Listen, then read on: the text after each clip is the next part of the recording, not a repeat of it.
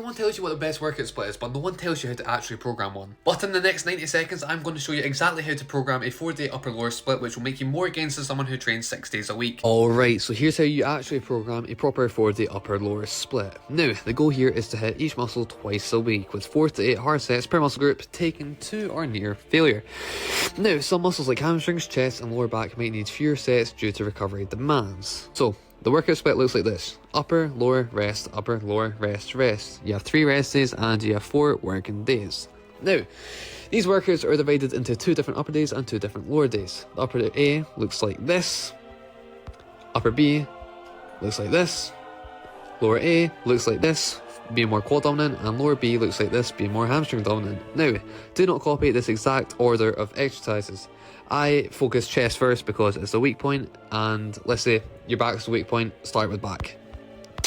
Okay, so you may be confused on how many sets I should actually do.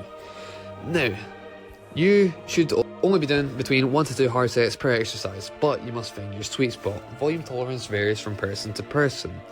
Now, let me put this into perspective. You can only train hard for so long before your muscles give in. You get too tired. So if you're training hard for too long, what happens here is that you're literally just making it harder for your body to recover. Therefore, you're going to be weaker in your next workouts. But if you train hard but you do not train for long enough, then that means you're leaving some intensity out on the table. Therefore, you're missing out on stimulus. So how do we find this spot, the peak muscle growth here?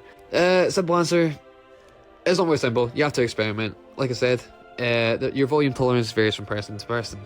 So, how do we actually know we are in this sweet spot? Progressive overload. Now, everyone knows what progressive overload is. Essentially, you get stronger each workout by either adding more reps or more weight.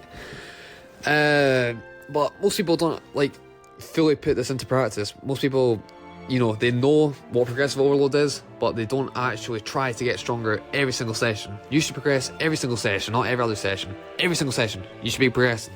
So, this is the science behind it. And, the process behind progressive overload, I don't know if you guys care, but that's, there just in case.